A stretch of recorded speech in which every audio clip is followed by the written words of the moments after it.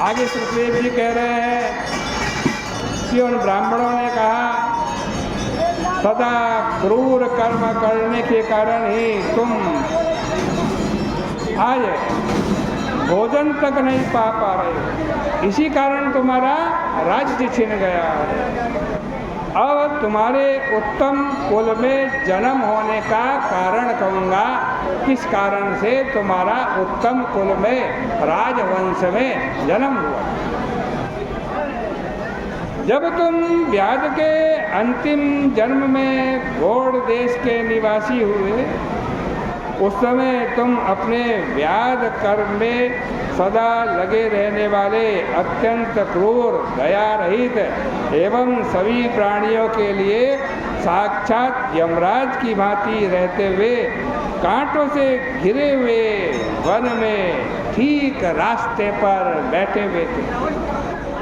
देववश दो धनिक वैश्य धूप से पीड़ित होते हुए उस रास्ते में आ गए और एक वेदांग में पारंगत कर्षण नाम के मुनि, जिनकी जटा बढ़ी हुई थी, साधारण वस्त्र पहने हुए थे, हाथ में कमंडो लिया हुआ था, वो भी आ गए। उन धनिकों को देखकर तुम हाथ में धनुष लेकर रास्ता रोक करके बैठ गए।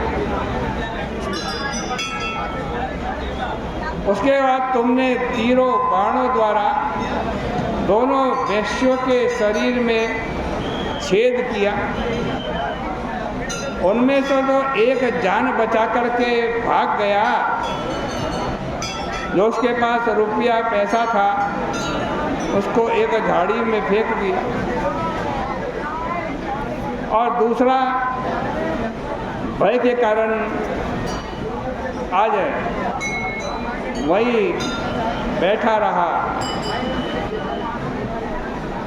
तुमने एक वैश्य को मार दिया, दूसरा भाग गया, दूसरा, इतने में कर्षण मुनि भी पीछे पीछे आ रहे थे। व्याध के द्वारा मारे जाने की शंका से तेजी से धूप में दौड़ते हुए, प्यास तथा धूप से अत्यंत पीड़ित होकर वो कर्षण मुनि मूर्छित होकर के गिर पड़े।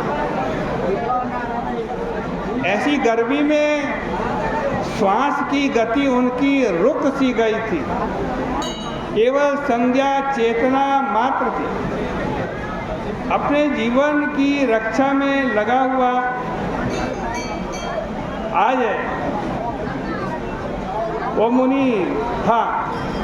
तब तुम उस मुनि के पास गए। मुनि मूर्छित पड़े हुए थे। उनसे पूछा, वो वैश्य कहाँ गया जो तुम्हारे आगे आगे आ रहा था? उसने अपना पैसा कहाँ फेंका? इस प्रकार पूछकर उस थके हुए मूर्छित ब्राह्मण को सचेत करने के लिए, जीवन दान देने के लिए तुम उद्यत हुए। स्मृति व चेतना लाने के लिए उनके शरीर को झाड़ फूंक कर वह कानों में जोर से शब्द किया। वहीं पर कुछ जल था, उस जल को लेकर आज जल से उनकी आंखों को धोया, थके हुए मुख को धोया, जल पिलाया, पंखे से हवा की। ऐसा करने पर उस मुनि को कुछ चेतना आई। जब वह स्वस्थ हो गया तब तुमने कहा, उस व्याध रूप में तुमने कहा कि भाई शस्त्र भारी मेरे होते हुए अब तुम्हारे को इस वन में किसी से डरने की जरूरत नहीं। अरे दुनिया में सुखी वही है जिसके पास कुछ नहीं। ऐसी स्थिति में तुम्हें डर की क्या बात है? तुम्हारे ऐसे टूटे फूटे बर्तन एवं वस्त्र से मेरा क्या हित हो सकता? हे विद्वान, तुम केवल इतना बतला दो, वो बढ़िया भाग कर गा तो उसने अपना धन कहाँ फेंका?